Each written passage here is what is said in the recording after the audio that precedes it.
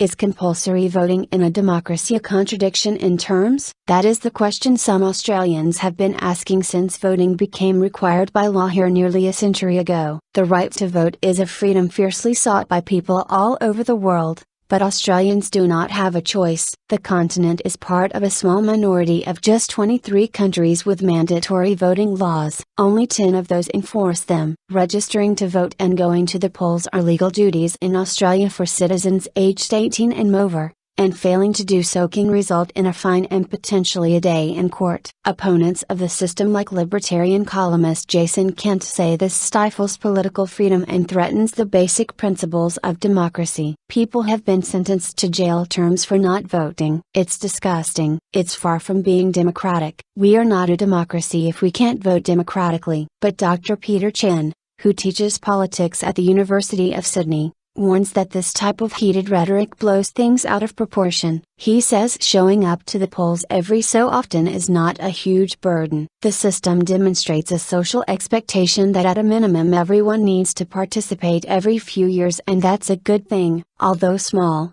The 20 Australian dollars, about $18, 12 pounds, fine is enough to drive voters to the polls in substantially greater numbers than countries with voluntary voting. Supporters of the system say Australia boasts some of the highest civic participation in the world, with a reported 94% voter turnout in the last federal election, compared with about 65% in the UK's 2010 general election and an estimated 57% in the 2012 US presidential election. The tides may be changing though, according to Mr. Kent, who says high voter turnout here is overstated. The idea that high voter turnout based on compulsory voting translates into a politically engaged electorate is nonsensical. Paula Mathewson, political commentator. High voter turnout is a myth when you consider that 10% of Australians are not even registered. When that myth is debunked, I think you'll see a dramatic shift in public perception of compulsory voting,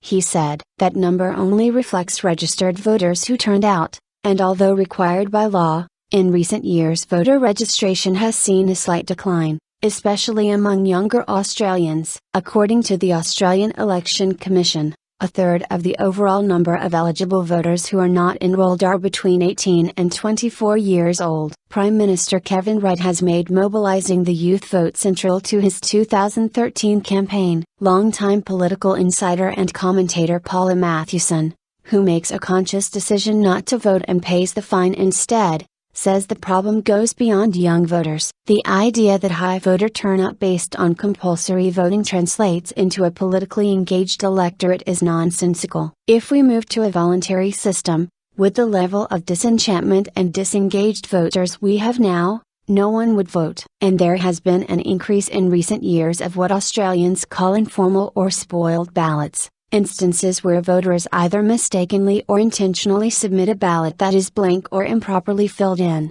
which cannot be counted in the final tally. If you look at the international experience, in non-compulsory voting systems, the people who don't vote are the poor and disenfranchised, and those are exactly the people we think should be voting. Rowan Wynn, spokesperson, Get Up. Spoilt ballots count for around 6% of the total votes cast in the 2010 election. Taken together with the number of eligible voters who failed to register, the actual percentage for voter turnout in Australia's federal elections hovers in the low 80s. Mr. Kent says that these statistics show that forcing people to vote does not translate into an engaged electorate. He argues that a non-compulsory voting system would encourage Australians to be more involved. If voting was democratic, politicians would be beholden to the voters. They couldn't hold a gun to our heads and force us to vote. They'd have to give us a good reason to vote. They'd have to inspire us. The idea of abolishing mandatory voting is a familiar topic in Australian politics,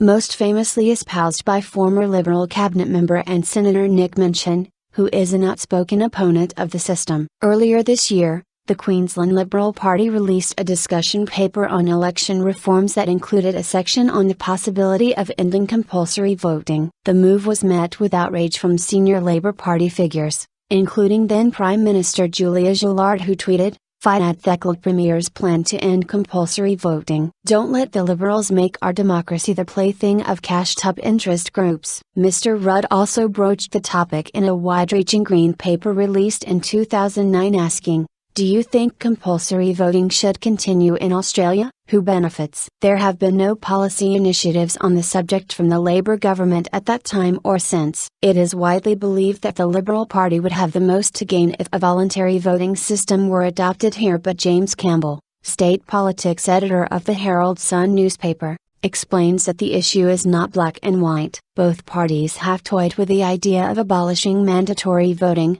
but the reason it never happened is no one has been entirely certain about who would benefit from getting rid of it. Rowan Wen, spokesperson for the nonpartisan political advocacy group Get Up, says the system protects the rights of marginalized groups. If you look at the international experience, in non-compulsory voting systems, the people who don't vote are the poor and disenfranchised, and those are exactly the people we think should be voting. Regardless of partisanship, the current electoral system is largely supported across the country. Dr. Chen explains that despite the ongoing debate, there is no sign of any serious measures to end compulsory voting in sight. Most Australians are quite comfortable with the electoral process and would be quite suspicious of efforts to change it. "We trust the electoral system more than we trust our politicians. It's an irony, but we really like our democracy."